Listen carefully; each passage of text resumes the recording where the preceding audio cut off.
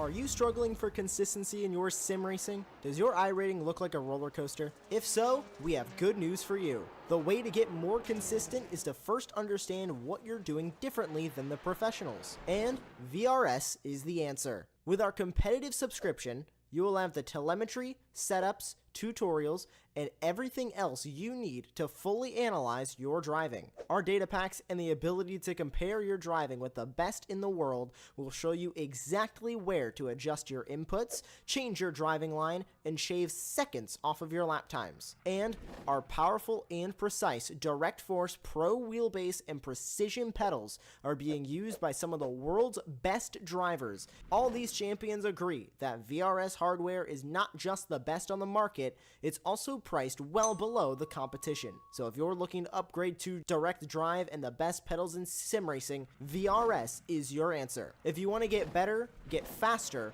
and make it happen sooner rather than later, you owe it to yourself to find out why so many people are switching to VRS. You'll be so glad that you did. Visit www.virtualracingschool.com and learn why the best use VRS.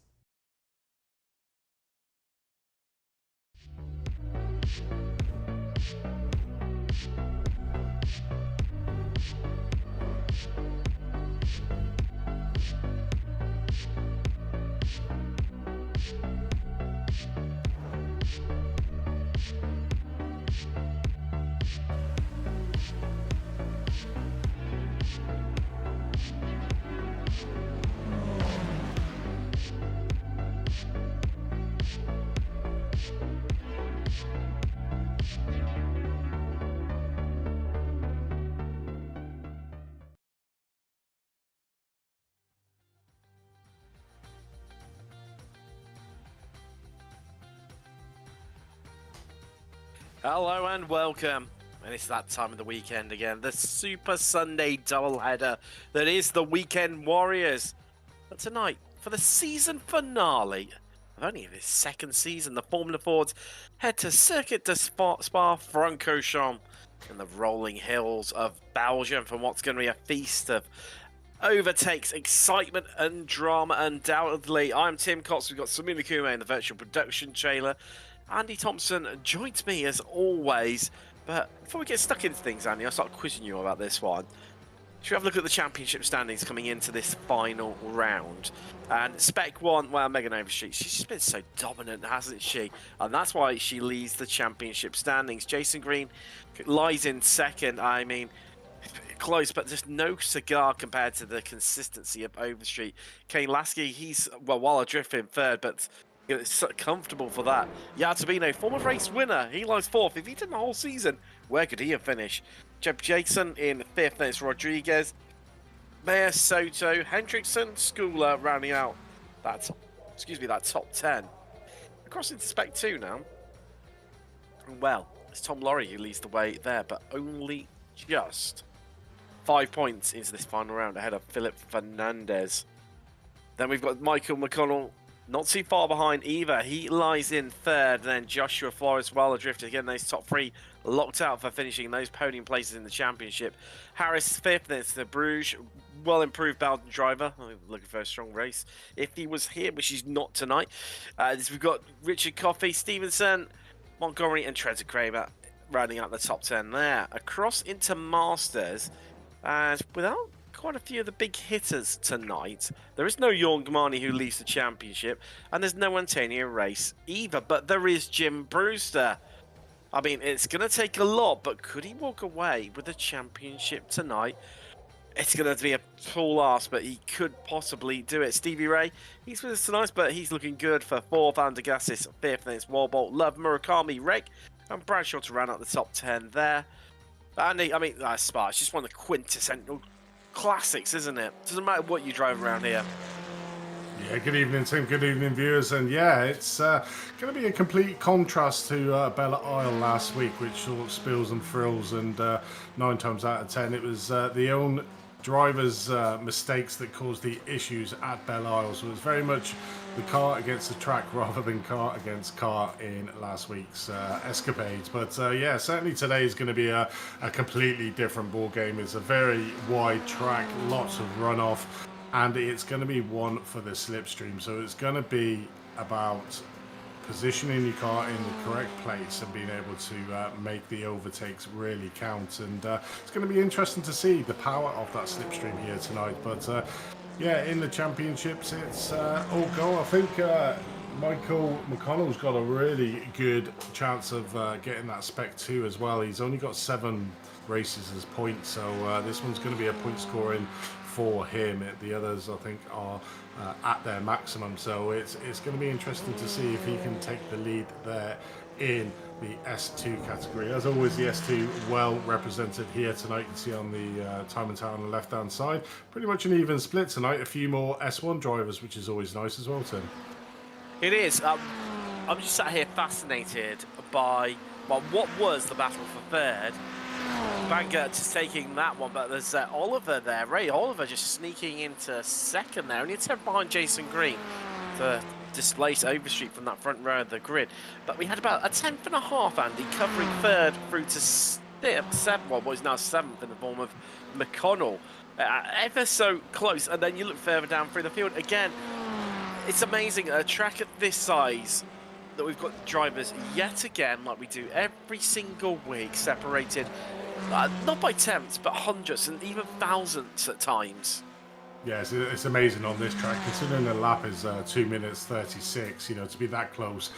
Even down the field, you can see from first to last place, like 5 seconds. And in these slower cars, I mean, even that's quite a feat on a 2 minute 36 lap time. So, you know, it's an extremely large lap.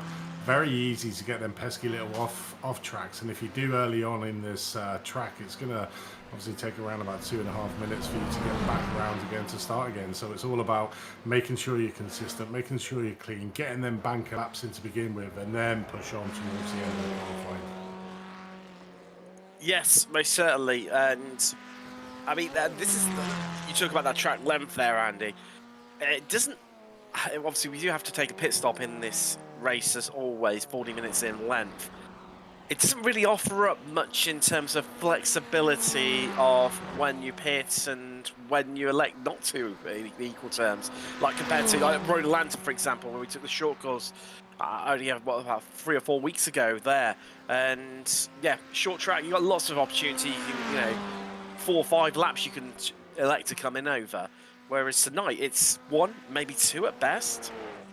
Yeah, I mean, I can't see 2 laps being the difference in the pit stop strategies. I mean, like you say, it's an extremely large lap. You've got to have a lot in reserve or a lot of saving on the first stint to be able to get that 1, maybe the 2 lap overshot. But it's going to be interesting as well, you know, because it's the endurance pit layout, is that if you do pick up some sort of damage and you have to pit early, it's almost going to be race ending, because it's going to take an eternity to get around to your pit stop to get that fast repair. So, you know, the drivers, certainly on the opening couple of laps, have really got to take it easy, just be mindful of that fact that if I get some damage, my race is pretty much over with the length of the pit stop, going down through the GP pit, then coming into your pit stall at the endurance pits. Is you know, just give that little bit of space on the opening couple of laps. We saw it in Belle Isle, we've seen it before, you know, close proximity of the racing at the start of these races, they're literally nose to tail. So one driver has a slight incident, it causes that cascading effect. So the drivers just need to take that into account today. But I'm pretty sure they're really enjoying riding it around this track, and I'm really looking forward to this 40-minute race. All about keeping in that slipstream to be able to be in for the chance to winning not only the race but the class. And what obviously you mentioned about the, you know, if you have an incident, not just necessarily on the first lap, but throughout the lap. Short courses, you may elect to try and limp the car home, but here, it's a lot more tricky with that track length. What is the Thompson top tip? Do you try and just scrape the car home, or do you elect to go for that really lengthy, you know, jump to the pits and sit there waiting what's going to feel like an absolute eternity? I think either way you look at it, it is going to be a race-ending damage around this track. You mentioned it, it's such a large track, and if you have an incident earlier on in the track, then it's going to really hamper you either when you tow back to the pits, or you try and limp it back. But you're going to be losing so much time on the track, and then, like I said, you've still got that pit lane entry in to navigate that back to your stall. So, you know, my top tip is the opening couple of laps. Don't be over ambitious with where you're going into the corners. Just try and keep it nice and smooth. Be as predictable as you can with the drivers behind, and always anticipate that the driver in front is going to spin. And then after a couple of laps, when you get a little bit of a gaps within the field like we naturally do, that's when you can start pushing on. If you start pushing on too early in this race, it could end it very early on. We saw Tim Hendrickson there, of course, winning last time out at Belle Isle, and he's had all his times deleted so far, and he's done 2 flying laps. I wonder, we've seen this before from Tim, trying to attempt to last the first challenge. If he does that, can he? I mean, you could argue this is probably a good place to try and attempt something like that. You know, a nice, wide, expansive track. You can get past people easily, lots of overtaking opportunities throughout the lap. I mean, we've got, what, 4 probably, you know, 4 strong certain places where you can get a move done. So, I mean, if he does, and he pulls it off, I mean, hats off to him, especially what's other than Zandvoort on the iRacing service, this is going to be his next, you know, home circuit. Yeah, it definitely is. I mean... Oh, no, sorry. No, Zolder's Belgium, isn't it? I was going to say there's Zolder as well, but that's Belgium. Sorry, Tim. Sorry. I mean, we saw him out in Belle Isle. He was just a class among the rest. 7/10 of a second ahead of the field into that. And that was really vital to get at the front of the grid. I think he's not really playing for anything within the championship. So maybe giving himself a little bit of a challenge to say, do you know what? Let's go from the back to the front and see how far forward I get. And if his last week was anything to go by, you know, he's got a real good shout. Certainly if he's that far ahead of the rest of the field. We can't really see with his qualifying time what sort of pace he's actually doing, but you just know he's going to be a quick driver if he doesn't put the time in before the end of the qualifying, which is up in 3 seconds. Well, you don't get to 8.4k. I'll get my words out there with being slow whatsoever. So yeah, it's going to be one to watch out. What you see in the chat, Marco Panera there. Hello. Look forward to seeing him later on in the SRF Weekend Warriors. That's coming up in around about an hour and 3/4 time.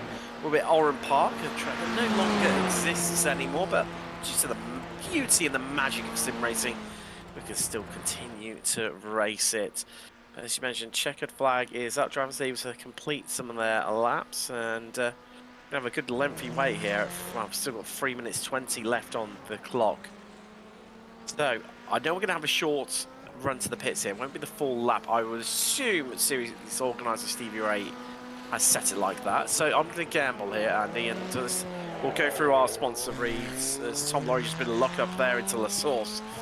First off, we've got PDA, or Precision Driving Analytics, given by their full name. Now, Ray Phillips has over 30 years of experience in motorsport and race open wheelers for almost 20 years of that time. But he's found a new passion in helping others go faster and perfect their craft.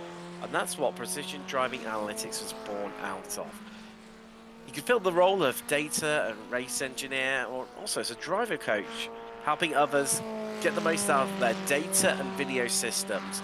Now, Ray was a data engineer and a driver coach for a 2019 championship-winning Ferrari Challenge team. Now, PDA also sells a wide range of data and video equipment, looking at everyone from high-performance education drivers through to professional drivers, or even a race team with multiple cars and drivers. And no matter what you choose, customers get the information they need to go faster on track, as well as having a good time. PDA not only helps in the real world, but also helps sim racers to go faster while staying within their limits. And you can find out more about Precision Driving Analytics by heading across to, well, you guessed it, PrecisionDrivingAnalytics.com. And then we've also got Arrive Drive Motorsport. Now, welcome to your ultimate racing experience. Arrive Drive Motorsport is a full-service road race prep shop, specialising in Formula and sports races. They're now offering full Arrive and Drive services in F1600, F2000, F1000 and S5000, or even your own car. Now, you're ready to take your driver development to the next level. Well, from everything from F1600 to V8 open wheel monsters, Arrive Drive will maximize your potential and accelerate your development with up to 100 races per year in up to 6 different race cars. Are you ready? Well, head across to arrivedrivemotorsports.com to find out more. And well, I've only got 3 drivers left out on track, just trying to get in these last moments and try and perfect their lines and braking points. We'll get to find out who's going to come out on top here. This is one of the key overtaking points, isn't it, Andy? I still call it the bus stop chicane. That's showing my age. The bus stop section fully gone. It's just a chicane nowadays, but it's really tricky, isn't it? That middle part where the circuit just elevates up quite a bit. Not Laguna Seca levels of elevation change for a chicane, but even so, it's really noticeable. Yeah, 100% it is. It's always going to be an opportunity to try and dive down that inside into the last corner. Certainly if it's the last lap as well, you know, you're going to put it all on the line there. But it's going to be a risky move, and you're always paying on the other driver to give you that space coming into just past the apex of the corner. So it's going to be an interesting one to see what we do have there. But in its entirety, it's going to be an interesting race, totally. Overall in the race today, so I'm really looking forward to it. It's a great race to finish a 12-season race on. It most certainly is. And as we just transition across into the race session, here is your grid for the final time this season. Jason Green is clinching that last pole position. Ray Oliver, the man from Down Under, joins him on the front row. There's championship leader in Spec 1, Megan Overstreet, joined by Christian Kabanica. Trenton Kramer, your highest qualifier in Spec 2. He's got Max Zerbs next to him, an All-American row there. And then we've got Michael McCullough and series organizer Stevie Ray. There's a first of our All-Masters row in the form of Jim Brewster and Alan Degassis. Chris Murakami, he lines up 11 from row 6 with Tom Laurie. Row 7, that sees Michael Nelson and Paul Godden, an all-British row. That's what we like to see. No bias whatsoever here from the commentary team. And then we've got an all-Masters row in the form of Gary Walbolt and John Toms from row 8. Row 9 is Jeff Jacobson and Paul Stevenson. We've top 20 in row 10 being Wayne Palmer and Sander for Bruges. Kian Palmer, he is, well, starting behind his namesake Wayne there, but alongside James Marabello, with Tim Hendrickson, the only driver not to set a time in qualifying. Watch for him coming from the back, starting from last. 23 cars on the grid. And good news, Andy, I can see that there's no one forming up on the start line, so that means we haven't got a full lap to go through. That's always reassuring with a long lap. It's a little bit like Road America. That's a similar circuit, isn't it, for a long formation lap? Yeah. I mean, one of the things I like in the pictures you can see at the moment is just how undulating this track is. You can see there Radiona Rouge going up through there, going uphill, and then coming down through after Brussels turn 10. It's just downhill all the way to the start-finish straight. It's great pictures there of the actual track layout in its entirety. It's going to be a great race to watch. So there the drivers are heading down towards the bus stop chicane, and could also have Christian Kabanka just saying hello in the chat there while he was sat on the grid. Watch how he gets on, the American and one of the newer drivers to this series. Looking forward to seeing how he gets on, how strongly he can finish the season finale here for the Formula Ford Weekend Warriors. As he mentioned, coming up in around about an hour and a half's time, we've got the Ford Spec Racers. They'll be live from Oran Park, down under. But as we come out the bus stop, still a bit of a wait to go across those endurance pits. We're normally off racing now for on the Grand Prix layout, but a little bit more to enjoy of this as they head down towards La Source. It might be the source of all problems for a few of our drivers. Luckily, it's not turn 1 on this layout. Jason Green just leading the pack there. The Porsche 911 safety car will be pulling in any second now. Waiting for that to dart across into the pit lane. There it goes for the final time this season, folks. Let's get ready to go racing from Spa in Belgium as we are green and we are go. Green just opening up that gap nicely in these early stages. Everyone else following along in one long snake as we head up through Eau Rouge and Ranion. for the first time this evening. Bit of 2-wide action going on in the background there, but already our top 5 just seem to open up a bit of a gap there. We're looking at 2-wide, we're looking at 3-wide potentially, as I can't work out who that is. He's just trying to sway around, trying to find some clean air to slot the car in the middle, but up in front, Overstreet trying to get up into second, can't do it. Ray Oliver holds on to that one. We've made it through, luckily, this early stage, Andy. Yeah, we have all the drivers taking it nice and cautious, certainly up through Radiano Rouge for the first time. You know, it can be treacherous with the cold tyres, as we see Sandover Bruges just making it slightly wrong through the Coombs coming out there in turn 9, coming down into turn 10, but no damage done. But a couple of cars side by side coming through Brussels here, coming up to No Name. It is Tim Hendrickson, who has already made light work of a few cars, and I think your call earlier on to try to get from the back to the front is certainly the aim of the game here, as we watch as it comes down to Pouon for the first time, just on the inside of Gooden. Well, that Zerb's off, Andy. That's Matt Zerb, who's just off there on the outside of Pouon.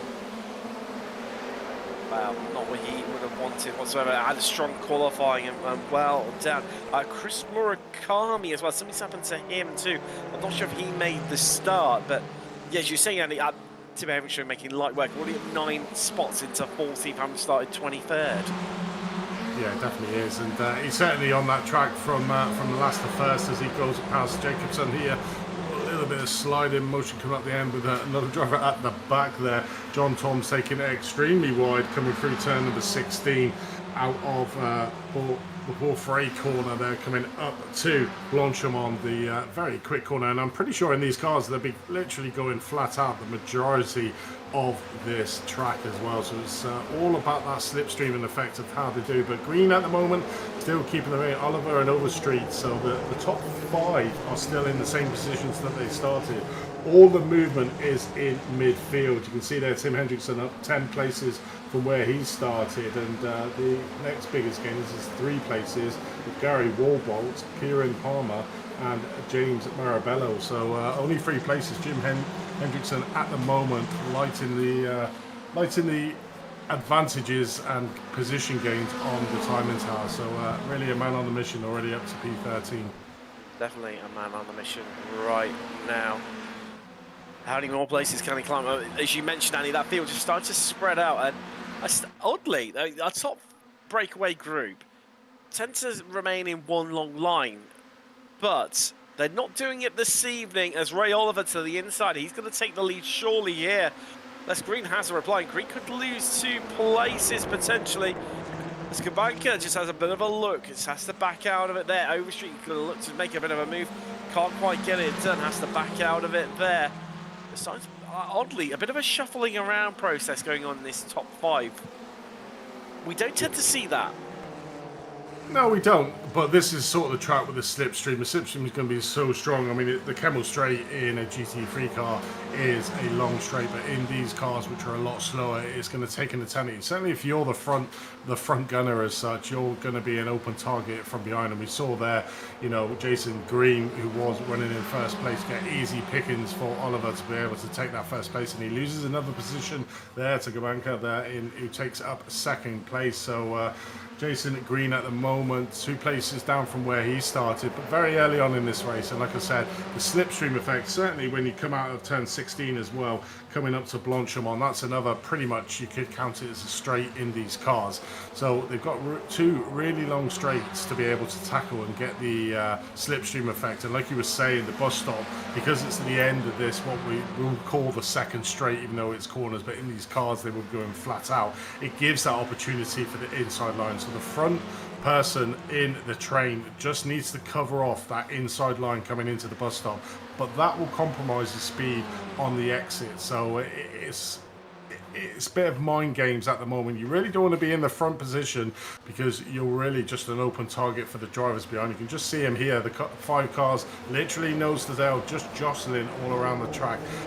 We've had our couple of laps, so the tyres have been nice and warm at the moment, so therefore they can really start to race now and take a few more races. We can see that Hendrickson coming up into P9, just trying to get on the inside of Brewster to try and track him down here. But I mean, wow, up 15 places from where he started. He's going to have a bit of a struggle when he gets to the front of this group, though, because you can see in the timing tower the gap between 5th and 6th is around about 4 seconds. So he's not going to have the slipstream effect, so he's going to have to do it by complete driving ability to try and close down that gap, which is going to be super hard when the 5 cars in front have all got the slipstream from each other. And we'll just have a look at Christian here to have a look at the power of that slipstream coming down here, the Camel Straight. You can just see, just closing up. You normally see in the GT3 cars coming at the end of the straight, but in these little Fords, it's right at the start of the Camel Straight. You can see that overspeed. You can see the power, and you can see Corby taking the first position here at the end, and relatively easy. And looking at Megan Overstreet, looking down the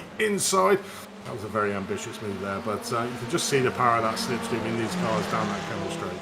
I breathed in there, Andy. I don't know about you. Now, I'm going to throw a hypothesis at you, because Jason Green is a little bit of a wild fox when it comes to the Weekend Warriors series. I think he might have deliberately let go of the lead, because, as we've known, we've seen time and time again, when you're leading, you cannot feel safe because everyone else is sitting behind you in your draft. I wonder if he's just gone, do you know what, yeah, you have the lead, I'm going to sit behind you, and I think we'll find out for definite over the next few laps whether that's definitely going to be the case, or whether it's a difference in race pace between our top 5 right now, as they're a little bit spread out for the first time this evening. Yeah, I mean, it is. It's going to be extremely powerful, the overstretch in the pit lane. So going that extra 1, maybe even 2 laps, it's going to be really strong at this track, because the front runners are, like you said, cutting the air for the rest of the pack following on. And as you can see here, Christian Kabanka's really thrown down the gauntlet, already 7/10 of a second ahead of Ray Oliver. So not got long to try and lose that slipstream, so Ray really needs to make sure that he follows on, but he's got Megan Overstreet all over the back of his car, so it's one eye forward, one eye back, so he needs to be like a chameleon. As you see Jason Green there going extremely wide around Blanchimont, just trying to close that gap down to Megan Street. But like you said, little pockets of space starting to create in this top 5, but I'm pretty sure that when they get back onto that Camel Straight, as we see Tom Laurie taking a very unorthodox line coming out of Blanchimont there, but yeah, I'm pretty sure that they're all going to be back in formation again when they come down the Camel Straight. I think they are. And it'll be interesting to see, well, you'll get to see just how much that gap evaporates between Oliver and Kamanka. Well, it's already down to 3/10 in fact, Andy, so already happening now. Quick question, is Hendrickson crouching the group in front? Now the answer to that, yes, he is. He's taken around about 6/10, maybe 7, actually in fact 7/10 out of Kramer. And that's a little bit helped by the fact that the top 5 have spread out a little right at this stage of the race. Just to see Ray there trying to get the push on, but up in front, you see a change from the lead. Oliver on the right-hand side of the screen with Overstreet just tucked up behind him. Kabanka trying to hold that inside line that you talked about, Andy, and Green falls to the back of the pack alone, trading Kramer in front of him. I mean, he's fuel saving this. Oh, bit of a moment there for Trenton Kramer, and he's just about managed to collect it somehow, some way. Yeah, he managed to save that, but Jason Green probably had his heart in his mouth there, seeing that car in front of him just slightly twitch out the corner, but managed to get around safe. But I'm just looking at the speed of Tim Hendrickson at the moment. His last lap was a 2:36.69. The quickest in the top 5 was a 2:37.252. So you can just see the speed that Tim Hendrickson is catching. Yeah, he probably had a bit of slipstream there, and now he's out on his own. So this lap is going to be interesting to see the lap times, because Tim Hendrickson, you just see him at the back of the screen here. Just see how his lap time compares to the front 5, but at the moment it seems like he's a man on a mission. Certainly one not fuel saving driver there at the back, but you know, to start at the back of the grid and move himself up is certainly no mean feat, and it's certainly on. So there is McDonald trying to make his way past the Gassis, and those two side by side, still side by side in fact, as they finally sort themselves out. McConnell just dipping in behind the Gassis. That gap, Andy, Tim Hendrickson, he's got it down to 2 seconds. I mean, that's how much he's really pushing. So clearly no slipstream, not affecting him. But these two will not leave each other alone. This is now its advantage. McConnell, he's back out in front on the run down towards the bus stop chicane. Practically drifting here through Blanchimont there. As who's going to be the last of the late breakers? McConnell covers off that inside line just to, right nearly into the back of him, but in doing so, he's got ahead of Degasius, who in as many corner complexes has lost as many places.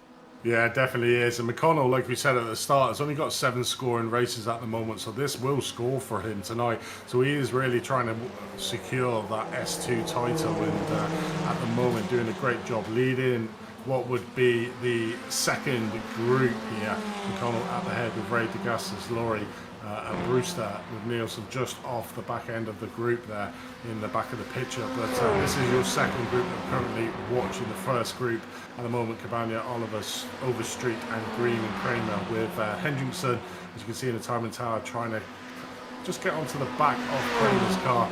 But great view here. Whoa, unorthodox out there by Ray going onto the grass.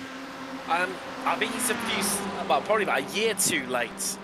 After, of course, remember the whole Spa meme of, dipping your tyres onto the grass to cool them down the Kemmel Straight. Maybe he's trying his luck. Maybe he's trying his luck, seeing if it's still there to cool his tyres down. Yeah, exactly. Where iRacing will just sneakily put it back in again. Maybe. You never quite know. And so the big changes are coming for next season to the sim. Fascinating for that. New tracks, cars, plenty as always from iRacing. What driver I've just quietly been keeping my eye on the timing sheets, Andy, is Matt Zerbs, because he fell to the back of the grid after that spin. Funny enough, where he's just about to head down to now, Pilon, and he's just picked himself up and he's got himself from 23rd up into 16th. Still 10 places down, haven't started 6th, but he's just quietly just going about his business here the right way and picking people off in that 88 machine for the American. I mean, I'm amazed, Andy, despite how tricky Spa can be, we've still got a lot of really close, not just battles, but packs like now. And we're over quarter race distance. I mean, we're only on lap 5, but which it seems like we've done way more racing than 5 laps, but whether last 12, 13 minutes, I'm not too sure. Cabana still leads here from Oliver, Overstreet, Green, Kramer, Hendrickson. That gap is neutralised a little bit into 2nd. I think that's... but that's another thing he needs to be careful about. It's just pushing too hard that it takes out of his tyres. But I suppose the only advantage that he has had is that this top group, rather than follow one another around in one long line, they have been battling, which has slowed them up a little bit. Yeah, it definitely is. I'm just looking at Tim Hendrickson's time compared to the front runners, and it's around about 7 seconds a lap faster. He has no slipstream, so it's looking very ominous when he does manage to latch onto the back drivers in the front train to see what sort of speeds he can do, but certainly closing them down at the moment. And like you said, not battling too hard at the front. They're pretty much staying. This is probably where the biggest start of the battle. You see there, Megan Overstreet just taking the lead of this race. Yeah, it's basically switching every single lap with the power of that slipstream. But it just shows you how quick Tim is at the moment, and give him about 3 or 4 laps. Oh, as we see Tom's just coming up El Rouge, getting it extremely wrong and taking his car. Let's have a look at what happened. Just lost it. Just lost the back end just at the top, and then trying to save it. And unfortunately, I think that's just the way this track is. You lose it going up through that section of track. It's extremely hard. You can either keep the power on or put the brakes on, but either way, it's pot luck whether you're going to hit the wheel or not. I will give him bonus points though for managing to spin his car not just numerous times, but also have it stop spinning and pointing in the correct direction. That's some feat, that is. That really is from the Canadian. But yeah, John Tom's looking like he's going to be out because the drivers do have one fast repair to their name, but it's going to be a lengthy wait in the pits for him while that tow kicks in. And seeing this, well, best of the rest battle almost. McConnell leading it, Laurie, then Gassius, Ray, who wasn't ahead of it, only a lap or so ago, has now fallen back down to 10th, 4th in line in this group. Jim Brewster falling by the wayside a little bit. He needed a big result tonight. Not even leading in class. Currently lying third in class, in fact. It's also, actually, just spotted in the background, it's also Nelson. So we have got our top 4 in Masters, all, well, pretty much on top of one another. Yeah, definitely. It's going to be an interesting run-in. You know, I haven't got the big names like Marne and Antonio Rees, who's just had a really great season. And whenever we've seen him on track, he's always been at the front end of the field. But obviously not here today himself for Marne, so opens it up to a possibility of an overshoot in that Masters to get the win. As the saying goes, you've got to be in it to win it, and these guys certainly are, to try and get that #1 spot in the Masters. But yeah, it's an interesting battle. It's that split that we always come to see here. You've got the quick drivers out front from 1 to 6, but then you've got the second pod, I wouldn't call them slower, because they're certainly quicker than what I would be, but not the same race pace as the front drivers that have the second pod. So you're looking, like you said, from McConnell down to Nielsen. Then you've got this sporadic mix going back from them. I mean, you mentioned Zerbs at the moment. He's in P13, trying to chase down Jacobson in 12. It's just unfortunate that he probably, like you said earlier on, you know, pushed his car a little bit too hard around Pouhon with cold tyres, and unfortunately spun. But with the nature of this track, he spun, got back onto track, and then carried on going, and now is trying to pick his way back up. Currently in P13th at the moment, so just enjoying it and having some battles along the way. It certainly is, indeed. We see Look this where group now. Wow, Look where Hendrickson is. Look where Hendrickson is. Wow, I mean, well, 1.1 seconds. Absolutely storming. Wow. We'll be on the back of this group by the end of this lap, and then it's really game on. Have we ever seen that? I don't know if we have ever seen that, Tim. Somebody coming from the back of the field to win a race. So the closest we see it of it is Andres Bertoni in the SRF that we'll see later on. Is he always starts from the back and will make up 20 or 30 places. I've seen him regularly get top 10s, but never to the podium overall, Andy. And that's, I think, as close as we've ever come. This, I mean, smaller grid compared to what we have in the SRS, but I mean, 23 is still not small. It's still larger than an F1 grid. So, I mean, take that to that what you will. I mean, so still a flying performance, and there you go. You said by the end of the lap, I was dubious, Andy, whether he'd do it, but there he is. I was thinking, no, he won't. Maybe it'll be another lap after that, Andy. You've been too optimistic. Well, I'm going to leave you to it, Andy. I'm just going to go off and eat some humble pie. I mean, you could just see it with his lap time, 7 seconds of a second, and that was a great onboard shot there, just to show how he's managed to claw back that time. Coming into the bus stop, braking a lot later than the cars in front of him. It's going to be interesting now to see if he decides to pick any of them off coming down through the Kemmel Straight. He is well within the slipstream now, so we'll be closing right up to the back of the front 5 to make it a top 6. And that makes it even more interesting coming around this track in Spa. Having 6 drivers at the front. These 6 well ahead of Tom Laurie in 7th place at the moment. Look at that. I mean, look at that. How far back. He brakes a lot later than the rest of the field. He's just got to be wary now of he won't be able to do that with the close proximity of the cars, but he will certainly make light work of these and get behind Megan and maybe try to do a little bit of fuel saving, because he certainly hasn't fuel saved up until this point, and that could hurt him. This sort of pace, Andy, does he need to fuel save? And that's the big question. As Marabello into the pits, of course we saw Ray into the pits earlier. I mean, I don't think he really even needs to worry about it. He just needs to go out there, have fun, and just keep doing what he's doing. I mean, last time around, Andy, a 2:36.2 from Hendrickson. The next fastest lap, there's only one driver driving the 2:36s, and that is Overstreet, and hers was a 2:36.8. And that was their best. That wasn't even last time around. the rest of this top, well, it's now top 6, in fact. The next lowest time is a 2:37.1. So he's nearly, he's 7 or 8 tenths faster. So it's 2:36.28 versus 2:37.10. Insane, isn't it? And that's against the third, the second fastest that doesn't include him in this group. That's frightening.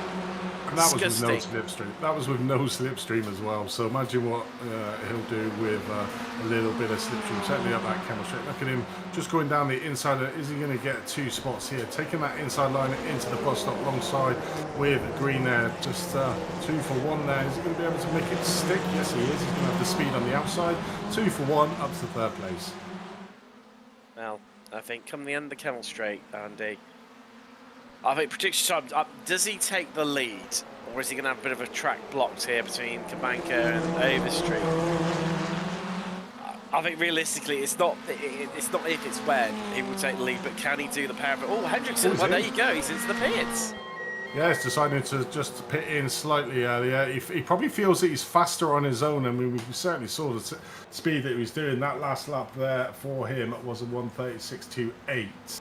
So he can certainly has that matching speed coming in slightly early. So hoping probably to get out with a bit of free air to then maybe do the undercut on a few of these drivers, because they would have seen him there with him. Now he's not, and these drivers will be starting to fight each other to see Kabanka again take over the lead of this race to Overstreet. But you're exactly right. The times are, it was literally nearly a second a lap quicker on the last lap than the top 5 that we were just watching. The guy has got some pace in these Formula Fords, so it's going to be interesting now. So he is now on his run into the checkered flag, currently 22 minutes into this 40-minute race. It's going to be interesting now to see when the rest of them pit and where he comes out in relation to them. But yeah, it's game on now, I think. I think it is. I think maybe it's a bit of tactics from him that, you know, if he got to the front, he would have towed all the others along with him, potentially. So by him pitting this early stage, well, earlier than everyone else, he's shown he doesn't need their help whatsoever. So clearly get in the pits, fuel up, come out into some fresh air, or even pick some people off. I mean, he was catching up with this lot while picking people off. So, yeah, it's game on, isn't it? It really is game on. In fact, where has he come out in? Let's have a little look down. 14th is the answer to that one. And look at that, he's got a nice healthy gap of, well, what was 12 seconds, now already 11. To Palmer in front of him, that's Kian Palmer. He's had a good race as a young Brit. He's up 8 spots into 13th. There he is. Another newcomer to the series. Certainly is. It's going to be. I mean, even with his pit stop, he's up 9 places from where he started as Tim Hendrickson. So it's going to be interesting out on track to see what he can do overall. Clearly the fastest driver out on track, but it's good to see the lower half of the section going down. It's always good practice. You know, these cars are very tricky to handle, and hopefully they'll come back next season as well, because it's been a great season to commentate and to watch on, and it's just all good experience, certainly for the new drivers in there. You know, just picking some benefits off the rest of them, as we see the leader Christian Kabanka coming in for his pit stop. So this will give us an idea of what the outlap of Hendrickson is compared to the front runners, because this is our leader coming in for the pits. So legally see where he comes out in relation to Hendrickson, who is currently in P14th. You can see him there, just coming over the start-finish line. So it's going to be close, and I think he's just come in. He's still in his pit stall, so yeah, I think that might be an overshoot there for Tim Hendrickson. I think you can just see at the bottom of the screen, that's another driver coming in, that's Palmer, and there he goes, he's off, but he does have to navigate through the little bends coming up through Radiona Rouge, and you can see there Tim Hendrickson at full speed, going up, just making the pass there, and pipping the first place driver out of the pits. And going to be interesting to see if the rest of them are going to follow suit now and maybe come in for the pits. But look at that lead he's got already on that. Even on his outlap, it was a super quick outlap. Wow, that could be the race-defining moment there for Hendrickson. Taking the lead. Wow. Absolutely amazing stuff. Never fails to amaze me this series. You know, you think you see it all and you see something new each and every week. So, this is now basically the race for second, isn't it? It's like the Formula One, you know. Hendrickson is Red Bull. He's gone. He's off into the distance. It's that battle for second, the best of the rest. Who's going to get it? Green, Overstreet, Oliver, Kramer, or Kabanka? Let's find out. Who's going to pit in as well? I mean, even by Weekend Warrior standards, Kabanka and Hendrickson have both pitted very early. You know, I would normally estimate them, see these guys pitting, well, probably in about 2 laps time, based on our current pace. You know, somewhere around about the, well, maybe this time potentially, so we're on 26 minutes, just clicked over to. Maybe, you know, 28, 30, even 32 minutes, somewhere around that window. So they've probably got, yeah, a couple more laps left in them, potentially. Let's find out as they come around past the pits. Is everyone going to dart across in? Is everyone going to leave it late? No, they all carry out. Go for that light fuel strategy, low weight. Is it going to work out for them? I mean, they all seem to have stopped battling with one another, and I think that's a telling part of this tale. Yeah, 100%. You know, they maybe realise the threat from Hendrickson or just trying to mitigate it. I mean, the only bonus for these drivers coming in is their time in the pits are going to be a lot less than Hendrickson, because obviously they'll be taking on a lot less fuel, going 3 laps longer than Hendrickson. But it's going to be interesting. But is that enough with the speed that Hendrickson's been going? You just don't feel it. It is almost like, you know, how far is he going to be in front of this group? And like you were saying, you know, it's going to be the battle for who's going to come second and third, because at the moment you just can't see past Hendrickson being able to sort of do it. But it's going to be interesting for that second, the second trio. I was looking at DeGassis now has managed to get past McConnell for that 5th place overall. So he's leading that second group. Has been slightly split up with a couple of drivers coming into the pit. So it's going to be interesting to see in that second group as well, to see how that shakes out after the round of pit stops. A couple of the drivers, there was around about 6 cars in this group as well. 3 of the drivers have obviously decided to pit early. We see obviously Stevie Ray doing his normal tactics and going super early on in this race and take it down. But it's going to be interesting to see after the round of the pit stops to see where they all lie out on track and then the run into the flag. So I think it's them 2 pockets gap with maybe Hendrickson out in front, but it depends on how much he can be out front. He really needs to get that slipstream broken between himself, and I think you can see on screen there he has already broken the slipstream to Kabanka there in 9th place behind him, and it's whether he can do it the same to the rest of the drivers. But Kabanka was on the same pace as the top 4 are at the moment. So with the gap, that gap was what, probably around about 1.5 seconds, 2 seconds, and you can sort of see it there. It's grown to 4 seconds. So I'm pretty sure that them top 4 drivers, I don't think any of them will be coming out in front of this driver. They are complete and utter disasters. They come through La Source now. You can see anyone else start in here on this lap. We've got Green. Oh, he's moving across Overstreet, coming along. Well, they're all in together there, Andy. It now becomes a pit lane race. Who's going to get their field on board and get out of pit road first here? Well, has Kabanka done enough to get ahead of all of them? We know Hendrickson has, realistically. McConnell, DeGassis, Laurie into... Now, McConnell, he's only taken part in 7 races so far this season. So, all of his points, he doesn't have any drop scores. All of his points count, including tonight. But he's got a chance of winning this completely. There he is, heading down pit road. So, everyone just taking their field on board. Green on pit exit, so is Overstreet. Where is Hendrickson? I can't quite see him. Yeah, I think they've got the jump. They have. So that just shows how much time Kabanka's lost.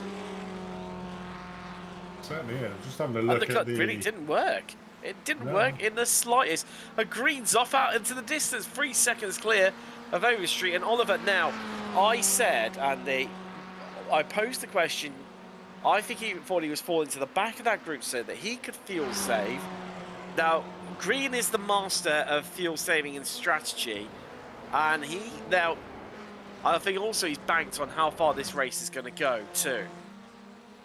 Because he's only been stationary for 15 seconds. Everyone else, high 17s, low 18s. So about a 3 seconds different. Yeah, it was about 18 seconds, wasn't it? 18.4362, 18 seconds dead. He did 15.2, so that's how he's managed to pull a 3.2 second gap over him. Just looking at Hendrickson was a 23, so it was a 5 second difference between the front 4 runners and Hendrickson for there. So that would pretty much a lot for the majority of the time. You see him there 6.4 seconds behind the leader, but we've seen it before in 4 laps previous. He managed to catch up over 4 seconds, so it's certainly not over yet. We've got 10 minutes left, so around about 5 laps of this track still remaining. It's still on for him, but he probably would have hoped to be a little bit closer, if not in the lead of the front runners. And now it's down to, can he catch them, or has Green done a masterstroke by the 15.2 seconds? That seems to be rather a lot less than the rest of the top 3 that were in with that group of 18 seconds. That's 3 seconds difference of fuel. Has he calculated it right, or has he got it completely wrong? And only time will tell. I think he's banked on this not going an extra lap. If it does, Green is out of the equation.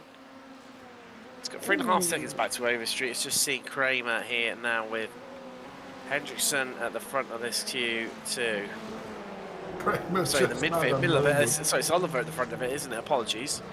Yeah, you might have missed that, but Kramer had a really big moment there coming through Blanchimont. It almost got a car sideways, managed to save it, did a great job of saving it, but that could have been a race ender there for Kramer, being the top of the S2, really trying to mix it up with these S1 drivers and doing a great job at the moment as we see him dive into the pit lane there, but that could have been a race ender.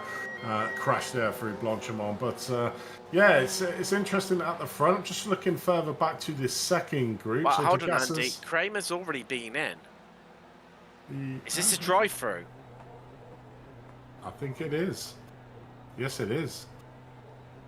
Oh, that's gutting for Trenton Kramer after looking like he was on for an absolutely astounding result, and that's going to bring him right out into without going to do leader in Spec 2 in the form of Tom Lorry. McConnell now ahead of Kramer as well. Certainly is, and we've not really seen it that often, have we, hitting the incident level cap, but this is one of them tracks that's so easy to get them off tracks, and they soon sort of rack up in the track, and there's our first driver that's sort of succumbed to it. But yeah, just looking at that second group at the moment, the best of the rest, as we would say.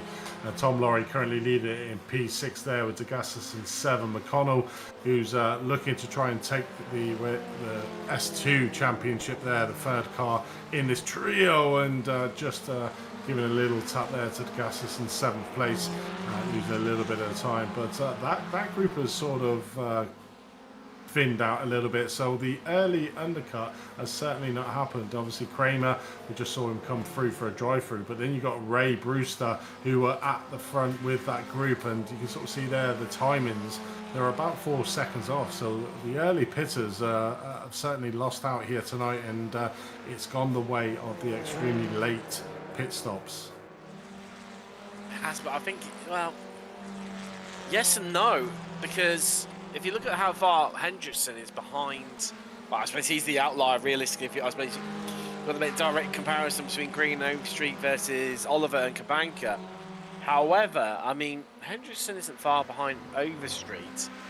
Green has a 4 second advantage, well, 4.3 seconds to be precise over them.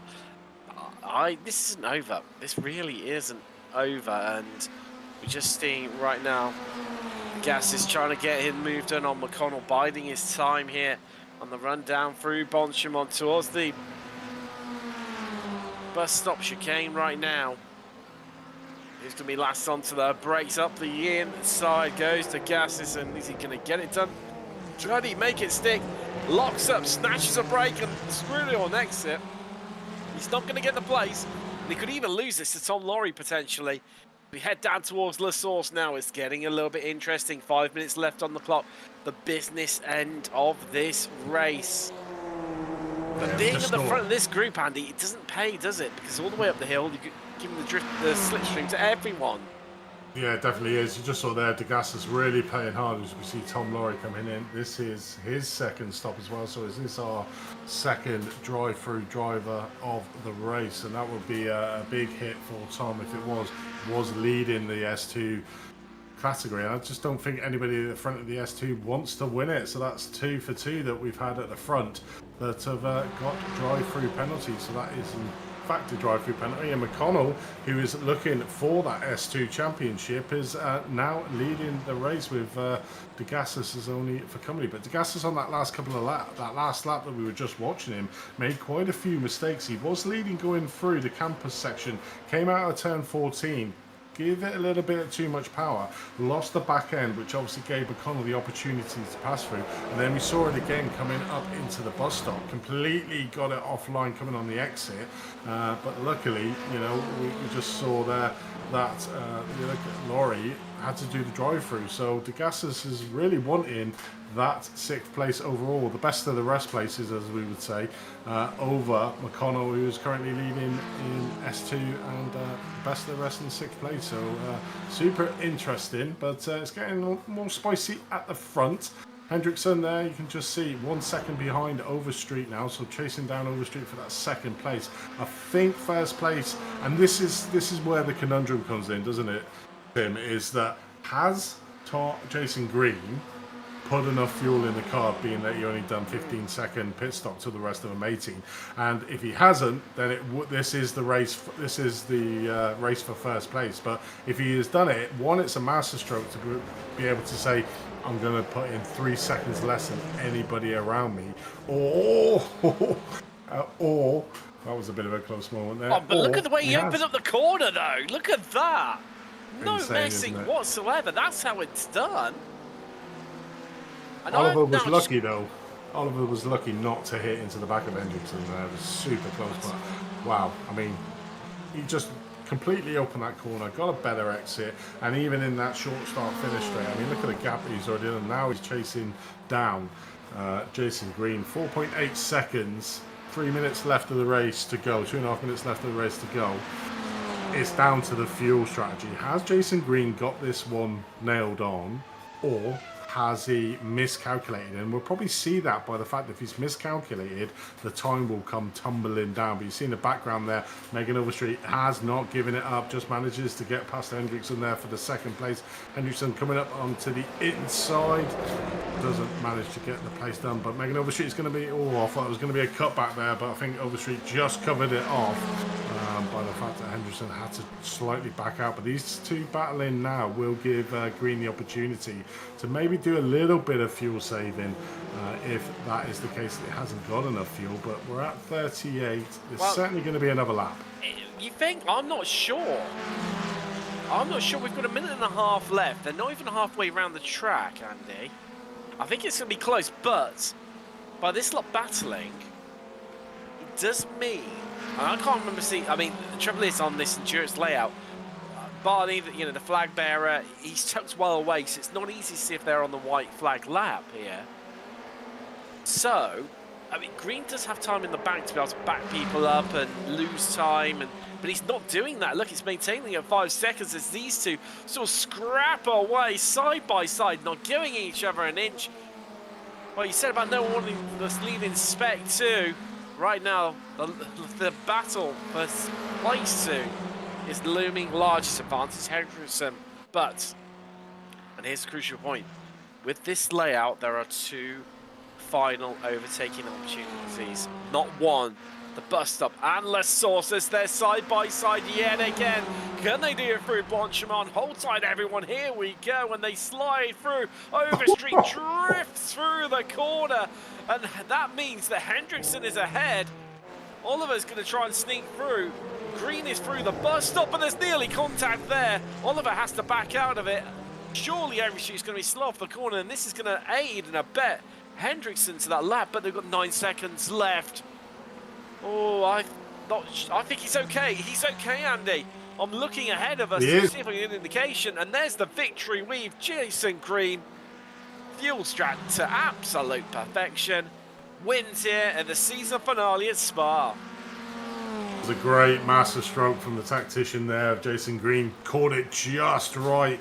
Literally seconds to spare to be able to go in over, but it's super win there for Green. That must be super satisfying, but we're looking further back in now. McConnell and DeGassis. Oh no, and DeGassis spins it on the last corner. I think he is lost out to Ray and Kramer as well, so slight little mistake there. Season down 2 places to P9. Obviously fighting super hard with McConnell there for P6. Ray and Kramer just sneak through. Kramer there we saw having a drive-through penalty, so a great recovery there. And showed his speed to get the P8 overall. DeGassis probably kicking himself there. He had that P7 in the bag, but unfortunately had a slight issue coming around the source for the last corner before coming over the line. But I mean, Green, you've got to give it here, but I mean, you've got to give it to Hendrickson as well. The back of the field up to second place. It's just that master stroke from Green that really gave him the win of being 3 seconds under the rest of the group, because Hendrickson still managed to catch and overtake the rest of the top group, as in Overstreet and Oliver. It was only because Green fueled his car by 3 seconds to the rest of the field that he has managed to get this race win victory here today. But take nothing away from Green. It's a master stroke of tactician in the pit. Andy. You say that. He only underfueled by 3 seconds. He won by 5.4. I mean, I think Hendrickson and Overstreet were tripping over themselves for the last couple of laps. True. And you saw how close they were. So there was a lot of time lost between them two fighting for that second position. I think they really knew at that stage it was going to be that. So it was very much battle on for second place, I think, on that side. So I think the timing is a little bit exaggerated. He did have a 4-second gap. I'll give you that. But it was the tactic of that pit stop that really gave Jason Green the win there, I feel. It was indeed. Seeing in the chat, like saying, McConnell, let's go. Yes. What a win for him in Spec 2, 6th overall. Marco Panarin saying, well, he misspelled it with God Race and then corrected it to Good Race. But I think actually God Race was probably more applicable for what we had here in the season finale. Formula Ford Weekend Warriors. As there is James Marabello coming across the line. We can get your results very, very shortly, and then we'll be chatting to a few of our drivers. Unfortunately, a bit short on time tonight, but let's wheel through the main ones. Green, your winner. Hendrickson nearly did the last of first challenge, but just came up 1 short in the end, but secured second. Overstreet third. Oliver Kabanka well down in the end. McConnell secured victory in Spec 2, and I believe could well be the championship. Stevie Ray, your winner in Masters. Then Trenton Kramer second in Spec 2. DeGassis second in Masters. Brewster rounding out the top 10. Paul Godwin completing that podium in Spec 2. And, well, as we're short on time, we'll read through everyone today. Let's have a quick chat to some of our drivers quickly. First off, race winner, a master tactician, Jason Green. Wow. Clearly someone's been practicing and working on this fuel strat yet again. Well, I actually didn't do any prep for this race, so, and I actually ended up taking too much fuel. So, yeah, I think it was more of a case of being less wrong than everybody else. Well, I mean, where's that tip effect? I mean, when you came, I mean, you must have seen what Tim Hendrickson was doing and how he was catching you guys. It must have been a big worry to you. Well, I mean, as soon as I saw Tim enter the race, I knew it would be a battle to stay in front of him. So luckily, he gave us all a big handicap in starting from the back, and I think not starting with a full tank of fuel and things like that. And even then, I was barely able to stay in front. So. Yeah, it was just lucky that he gave us that big of a handicap to start out, I think.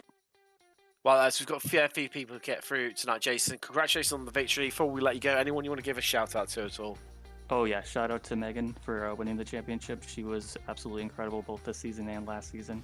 So, yeah, big shout out to her. Definitely, that's Jason Green, your race winner here today from Spa. Andy, who have you managed to grab for a chat?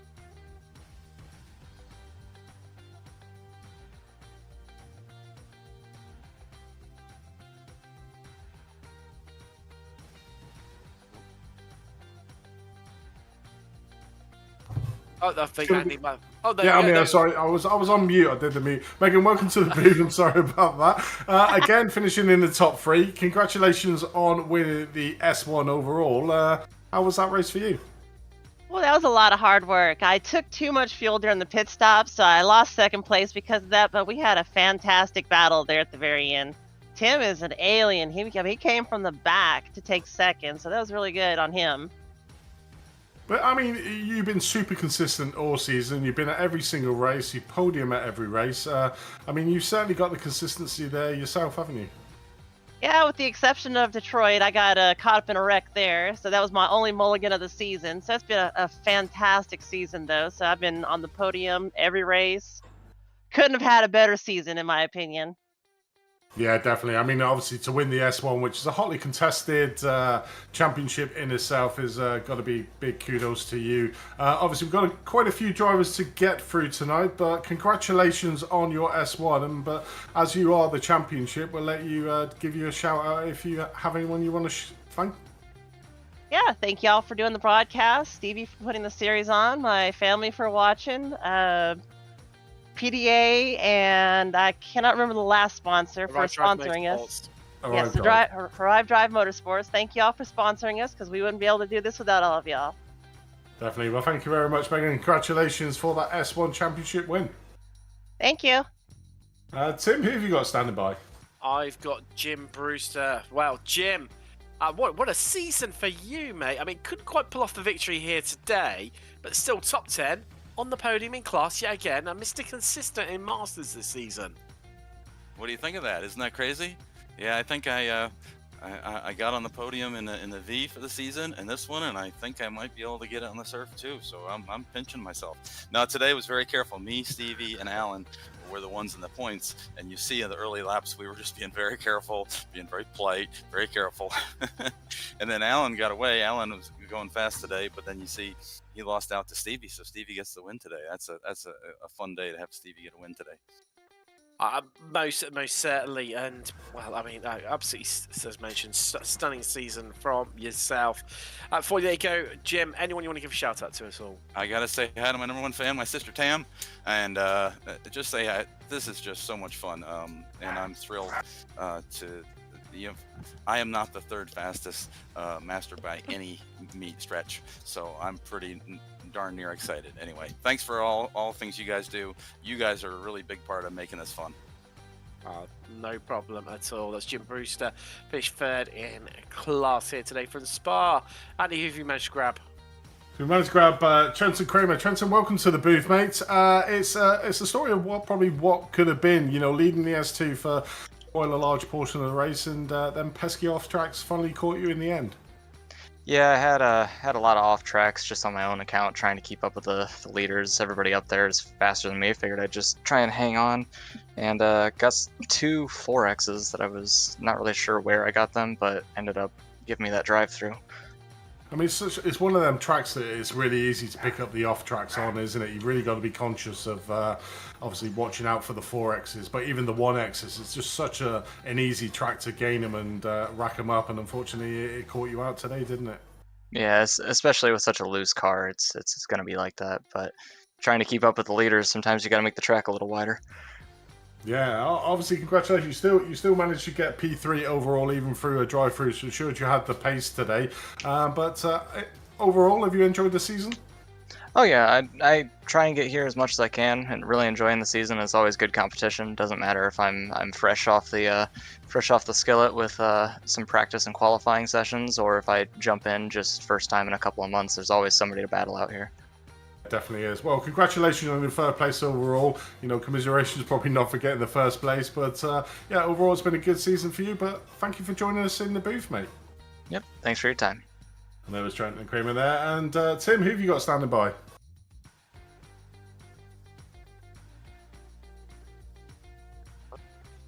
There we go. Got moved around there. Wrong person there. Sorry, it's just joins us now. I got shoved down to the interview room. There was a few confused voices. DB, congratulations! You know, season finale, and you walk away with a victory. Yeah, everybody gets lucky once in a while, huh? Oh yeah, you've got to have once in a while, rather than ending up stuck in the wall somewhere or. Yeah. But I mean, just talking about this season, second season of the Formula Ford, and it's growing in popularity, bit by bit, week after week, and you can see why with the racing that we have each week. Yeah, it's again another Weekend Warriors kind of traditional great racing. These guys are doing it every week and have come over from the other series like the Formula V and the Spec Racer Fords into this and keep the quality and the fun level really high and respectful as well. So can't say enough for everybody in the league. They're the ones that make it. One person can't make a league have the reputation that we have. So that's why I wanted to come in and just quickly say thanks to everybody that supports the league week after week after week. It's amazing. A lot of fun. You wouldn't believe some of the reports and feedback I get from people outside. You can see some of the quality people we get coming in. And just to end it real quick, I've got to say thanks to our 2 sponsors that come on board this season. Ray Phillips with Precision Driving Analytics supported us last season and brought his buddy in, Dustin Hodges, with Arrive Drive. They do real-world Formula Ford 1600s and stuff. So a huge thanks to those guys for making this broadcast possible for our family and friends worldwide. Completely and utterly echo your thoughts. And just looking ahead, obviously, I know we've got the runoffs coming next week, but then next season, what's it looking like? Are we following the schedule, or is it going to be a Stevie Ray special of a few, fan favorite tracks and mixing up a bit? Yeah, I like to mix it up a little bit. The Formula Fords has the rookie series and then the trophy series, but I don't like to follow just the rookies, and the Formula V's has that. So this season we tried something a little different and mirrored the Formula V Weekend Warriors and the Fords. So I think we're going to do the same thing and kind of mix it up, have some fun tracks, some popular tracks, and just see what shakes out. And yeah, we have the Big Grid V runoffs next week. And haven't really put it out yet, but we'll announce it right here, and you guys can announce it with the Spec Racer Fords. We're going to do it at Mount Panorama this time, and it's never been done for the V runoff, so look out. Here we come. That is going to be crazy, to say the least. Looking forward to it. That is your series organizer for Weekend Warriors, Ray Esports, Stevie Ray. Well, that's all we've got time for, running fully into overtime here today. Thank you very much for joining us for the Formula Fords. Coming up in about half an hour, 40 minutes time, is the SRS. We'll be live from Orient Park, down under for their season finale. But from myself, Tim Cox, Andy Thompson, Samila Gume, thanks so much for joining us, and we'll see you next season for the Formula Ford Weekend Warriors here on Apex Racing TV.